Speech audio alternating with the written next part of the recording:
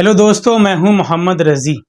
जैसा कि आप जानते हैं कि भारतीय जनता पार्टी परिवारवाद और वंशवाद की राजनीति के नाम पर कांग्रेस को घेरती आई है। उत्तर प्रदेश में समाजवादी पार्टी, बिहार में आरजेडी और तमिलनाडु में डीएमके पर भी यही आरोप लगाती है कि ये लोग परिवारवाद की राजनीति करते हैं।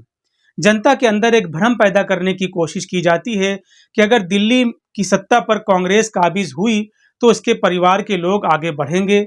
इसी तरह उत्तर प्रदेश में सपा आएगी, बिहार में आरजेडी आएगी या तमिलनाडु में डीएमके बनी रहेगी तो उसके परिवार के लोगों का ही फायदा होगा। आम लोगों को राजनीति में आगे बढ़ने का मौका नहीं मिलेगा। लेकिन सवाल ये पैदा होता है कि क्या परिवारवाद सिर्फ कांग्रेस के अंदर है, तमाम दूसरी क्षेत्रीय पार्टियों के अंदर है या फिर बीजेपी के अंदर भी है। कांग्रेस नेता राहुल गांधी ने मिजोरम के अंदर एक प्रेस कॉन्फ्रेंस में बीजेपी के इन्हीं आरोपों का करारा जवाब दिया है। What does Amit Shah's son do? What is he doing exactly? What does Rajnath Singh's son do? No, but I'm asking you the question. You're talking about dynastic politics. Last I heard, Amit Shah's son is running Indian cricket. So, please be objective.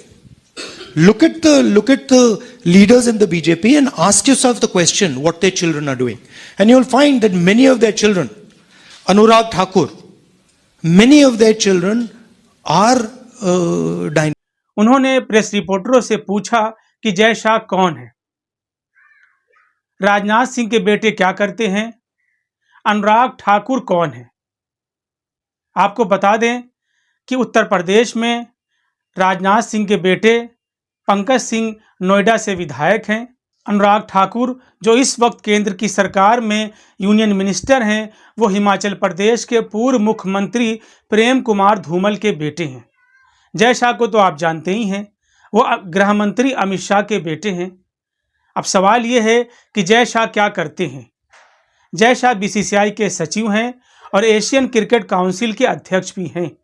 सवाल ये भी पैदा होता है कि जय शाह की quality क्या है, जय शाह की क्वालिफिकेशन क्या है, जय शाह कैसे बीसीसीआई के इतने बड़े पद पर पहुंच गए। आप उनका इतिहास देखेंगे तो वो एक छोटी सी कंपनी चलाते हैं। क्रिकेट में भी उनका कोई योगदान नहीं रहा, लेकिन इसके बावजूद चूंकि गृह मंत्री अमित शाह के वो बेटे हैं, इसलिए आसानी से बीसीसीआई के सचिव बन जाते हैं, जो बहुत बड़ा पद है। ना सिर्फ बीसीसीआई के सचिव बन जाते हैं बल्कि एशियन क्रिकेट काउंसिल के अध्यक्ष भी बन जाते हैं। ये काम किसी आम लोगों के लिए बिल्कुल भी आसान नहीं है, लेकिन जैसा कि आप जानते हैं कि वो अमित शाह के बेटे हैं, इसलिए अमित शाह ने उनके लिए बीसीसीआई तक पहुंचने का रास्ता आसान कर दिया।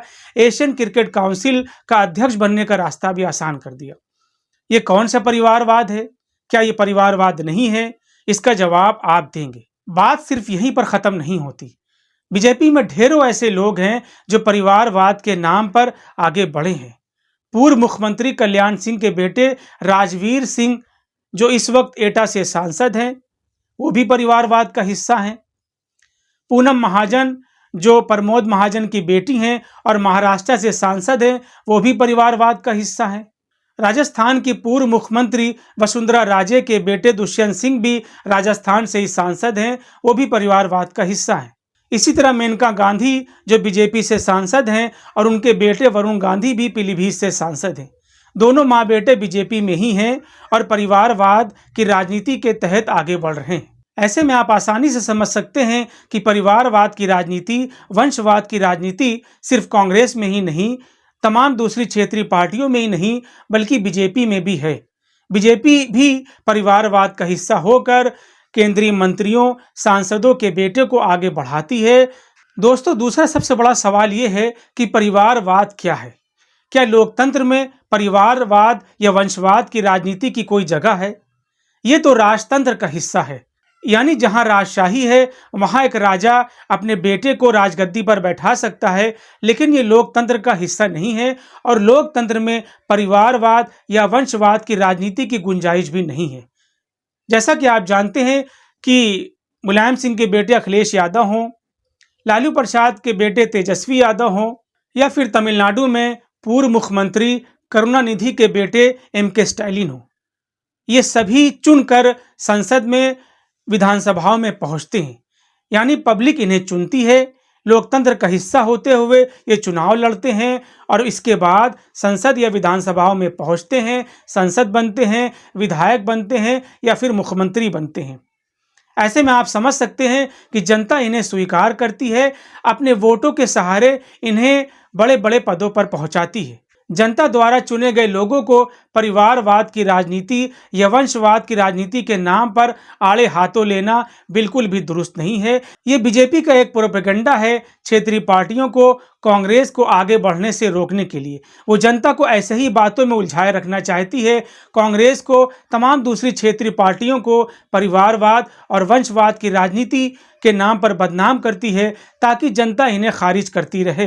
परिवारवाद क्या है और बीजेपी के इन आरोपों में कितना दम है, इसका फैसला आप ही करेंगे। हमें कमेंट बॉक्स में भी लिखकर बता सकते हैं। फिलहाल आज के लिए इतना ही। वीडियो पसंद आई हो तो इसे लाइक और शेयर ज़रूर करें, चैनल को भी सब्सक्राइब करें। धन्यवाद।